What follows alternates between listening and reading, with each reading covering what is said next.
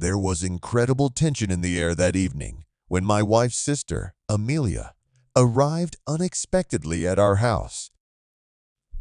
We sat in the living room, and the first few hours of conversation were filled with banal topics, discussing the weather, the latest news, and nothing hinted at what would happen later.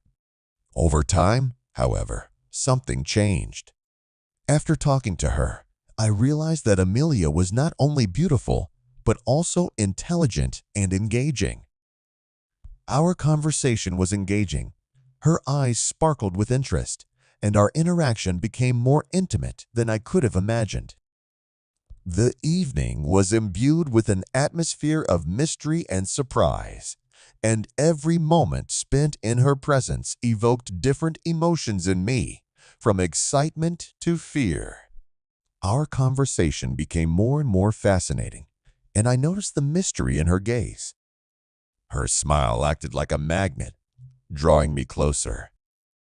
Around 6 o'clock, my wife left on business, leaving Amelia and me alone.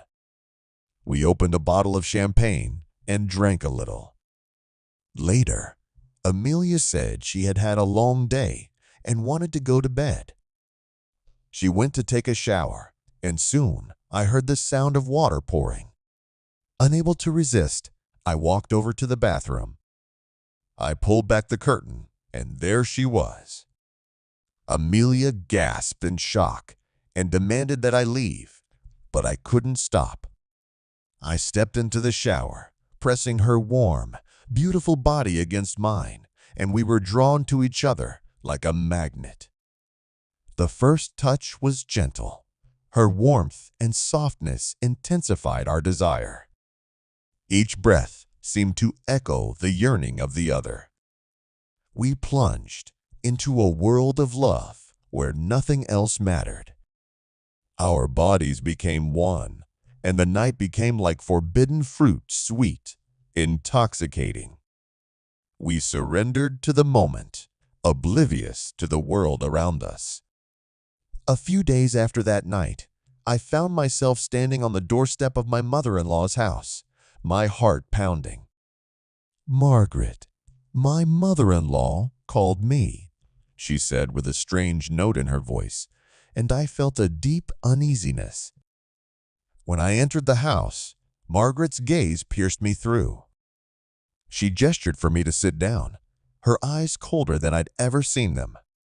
"I know what happened between you and Amelia," she said, her voice harsh and her eyes fixed on me.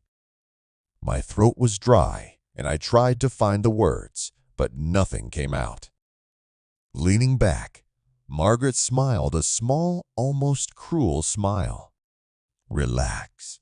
I'm not going to tell my daughter." The relief barely had time to fade before she continued, her voice hard. "But you owe me." My stomach flipped at her words. "What do you mean?" I managed to mutter. Margaret crossed her arms, her lips puckered. "From now on, you're going to do whatever I say. I need help around the house, and there are things I can't rely on anyone else to do, things I want only you to do. I'll have you on the hook, or I'll tell my daughter everything." I stared at her, feeling trapped. There was no way out. I nodded, realizing I had no choice. Margaret smiled, satisfied. "Good. Now, why don't you start with a foot massage? My feet are killing me." The rest of that evening seemed like a strange dream to me. I sat, massaging my mother-in-law's feet, while shame and fear swirled around in my head. The threat of what she had found out loomed over me, and I realized that from now on, the power in our relationship belonged to Margaret. It was our secret, but it had come at a price, and I was the one who would have to pay for it.